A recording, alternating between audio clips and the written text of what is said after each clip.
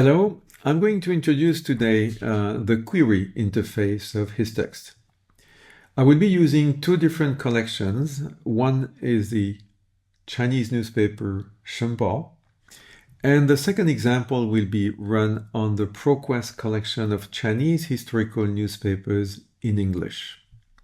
Let's start with the selection of the text base.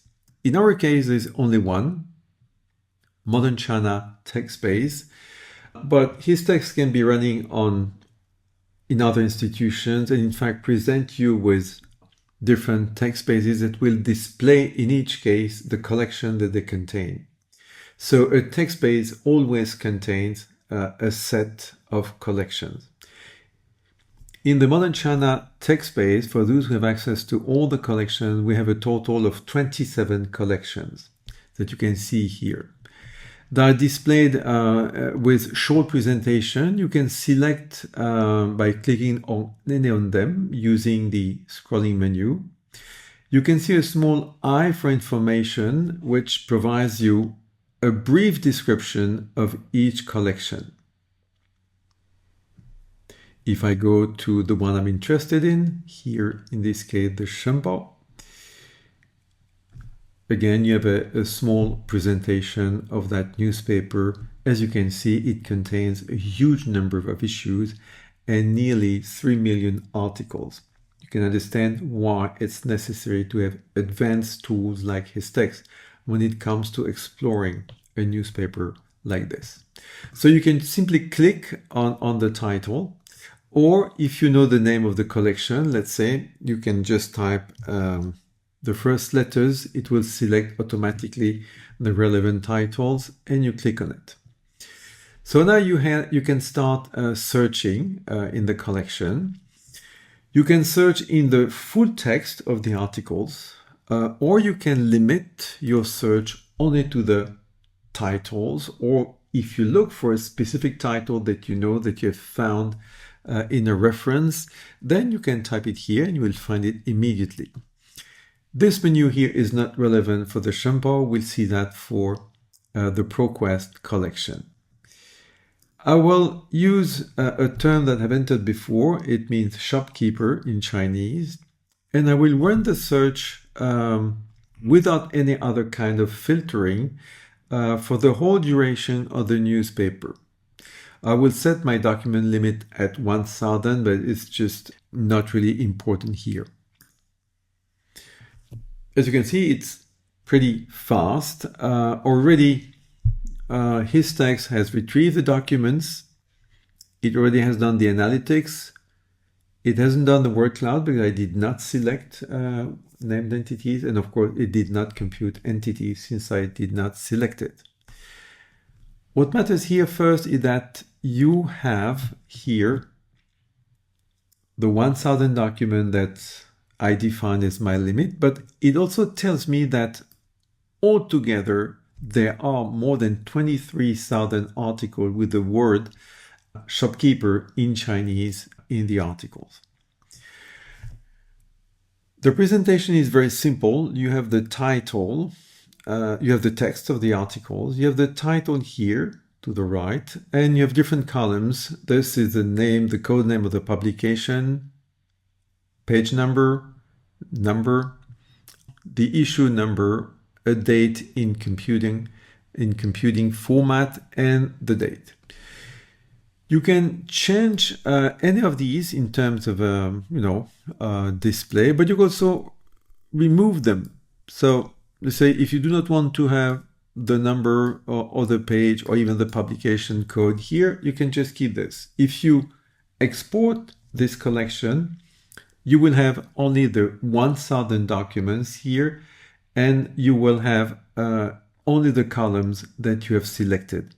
Let me show you how to do the export because this is very easy. You just click on it.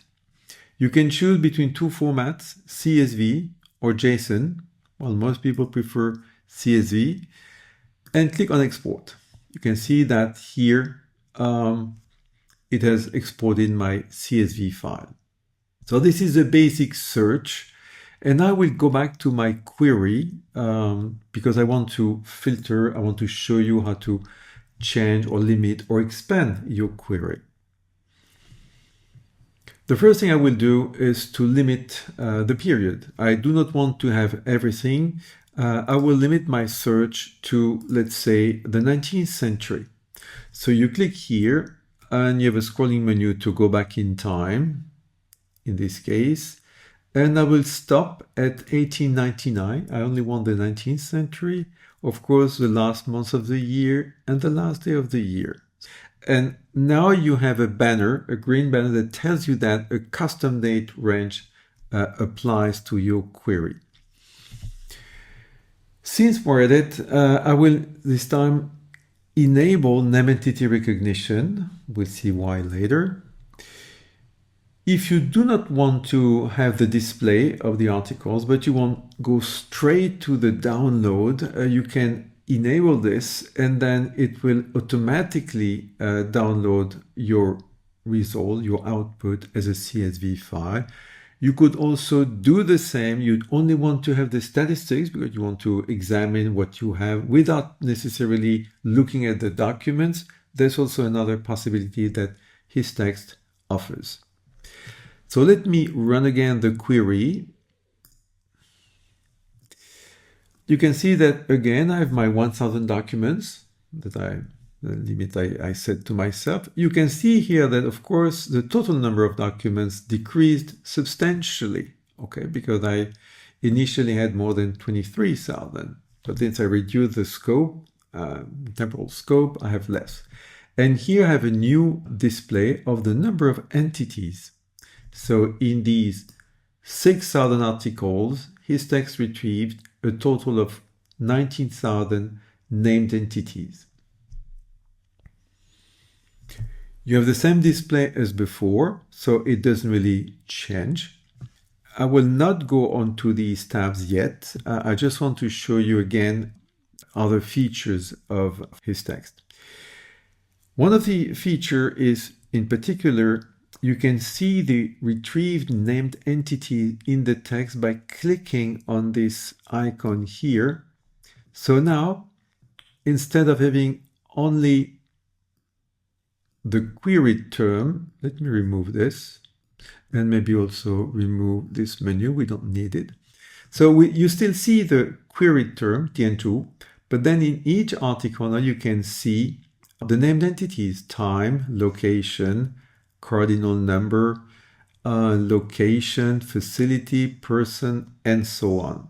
So you can see that immediately you have an idea of the content, the type of content that you are retrieving. If you go to the All Results tab, you will have everything. That is the 1000 document, because you set that limit at 1000. I could have increased that. The difference is that we do not display the full text of each article.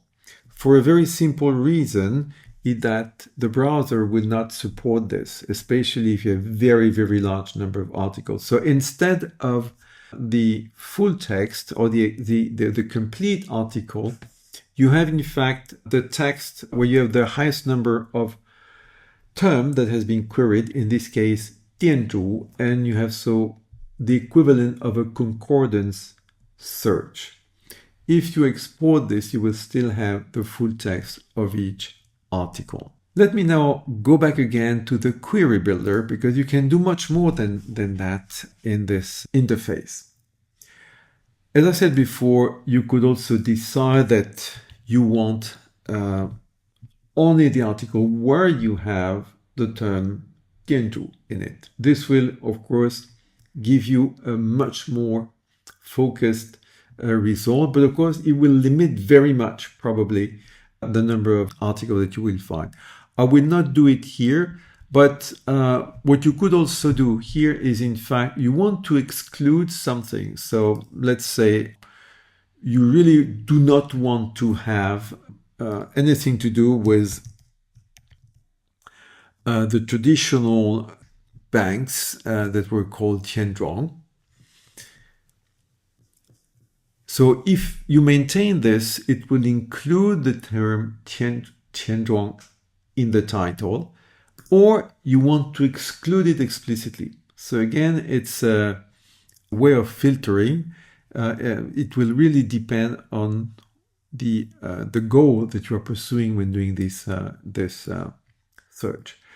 I will remove this because this is quite easy to understand. It's not very complex. You're probably already very familiar with this kind of interface. Now, what I want to introduce now is what we call semantic search. It means that we have pre-computed word embeddings in the Chambord corpus, and in fact, using semantic search, you can expand your query. You can also limit it depending on how you use the Boolean operators. So here I have my shopkeeper in Chinese, and when I click on that start here, it is suggesting 10 terms that are related to Tiantu that I may not have thought of, and that I can add to my research. For instance, if I really want to expand my query, I will use or, because I will add new terms. So let's say here I will use, I see Diantong, why not Diantong? Okay. And I also see Zhanzhou, why not add it as well? Okay. So now I'm going to run my query again. So you can always have this iterative process. You can do a general search and then you start filtering depending on what you want. Again, you can see that the results are different. I have a maximum document of 8,000 and 16,000 entities. So it's more than before, 2,000 more articles, because I added 2 more terms to my query. I can also use word embeddings to limit, after all, my query. So let's return to this query builder. I will remove this. Click again on the semantic search button, and here I can see that I have, shop employee, I have apprentice, and maybe I want only the articles that mention shopkeepers and apprentice. So in this case, I will use and. I will type apprentice. And again, for the same period, run the search. Maybe I will increase also the limit. I should not read that limit since I'm limiting the conditions of the query. Good. Now we have 593 documents. Of course, it's the same here because this is a limit.